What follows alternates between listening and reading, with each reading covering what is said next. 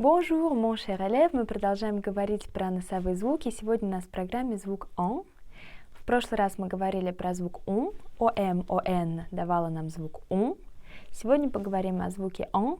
Нужно будет сказать сначала «а», потом сказать его в нос. Получится «он». И звук «он» получается тогда, когда ты видишь сочетание «ан», «ам», «эм», «эн». Вот эти 4 сочетания дают нам звук «он». Давай сразу тренироваться.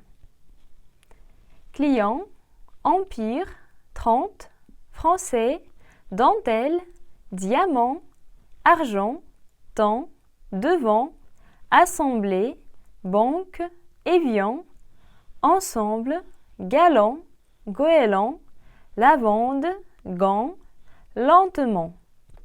И у тебя будет дома задание посмотреть разницу между этим «он» и «он» и прочитать ее в упражнениях. Надеюсь, ты ее четко будешь слышать. И у нас сегодня с тобой нет новой грамматики, зато есть новый и сложный текст, и мы продолжаем говорить про Париж. Я настоятельно рекомендую тебе открыть Google и посмотреть все те достопримечательности, о которых будем сейчас читать. Итак, поехали. Regardez la carte de Paris. Vous voyez que la Seine divise la ville en deux. La partie qui se trouve au nord du fleuve s'appelle la rive droite, celle qui est au sud s'appelle la rive gauche. Au milieu de la Seine, on voit une île qui s'appelle la Cité. C'est la plus ancienne partie de la ville. Autrefois, cette île a été habitée par des pêcheurs qui s'appelaient les Parisiens. Leur nom est devenu celui de la capitale de la France. Paris est célèbre pour la beauté de ses monuments et de ses musées, de ses grandes places et de ses larges avenues, de ses jardins, de ses boulevards. La Seine est traversée par 33 ponts. Le plus ancien est le pont Neuf. Les Parisiens aiment venir se promener sur les quais et même pêcher. Faisons aujourd'hui une petite promenade. Commençons par l'île de la Cité. C'est ici que se trouve la cathédrale de Notre-Dame de Paris, construite au XIIIe siècle.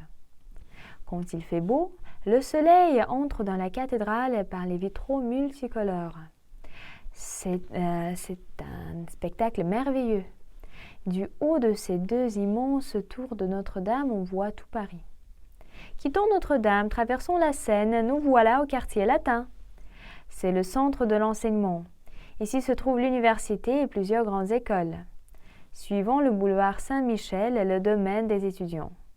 La Sorbonne est l'âme de tout ce quartier. C'est une des plus grandes et des plus anciennes universités du monde entier. En suivant le boulevard Saint-Michel, on voit un grand édifice, c'est le Panthéon. Ici sont enterrés les grands hommes de France, Voltaire, Rousseau, Émile Zola, Victor Hugo, etc. Les étudiants se reposent à l'ombre des arbres du beau jardin du Luxembourg où se trouve le Sénat. Maintenant, allons voir les Invalides. Ici se trouve le tombeau de Napoléon Ier. Son tombeau est en marbre rouge et il est entouré des drapeaux. Nous ne sommes pas loin des Champs-Élysées. C'est une des plus célèbres avenues du monde. Ici se trouve le palais de l'Élysée, résidence du président de la République. Et enfin, la Tour Eiffel. On n'imagine plus Paris sans elle. C'est un symbole de Paris. Elle n'est ni belle ni laide, mais elle est beaucoup critiquée. Elle porte le nom de son constructeur, l'ingénieur est Gustave Eiffel. La tour a 306 mètres du haut. Et voilà, on finit aujourd'hui avec ce texte-là. Мы с тобой заканчиваем с этим текстом, и тебе нужно ответить на вопросы письменно, сделать перевод. И я думаю, что достаточно на сегодня. Текст и так непростой. Bon courage et à bientôt!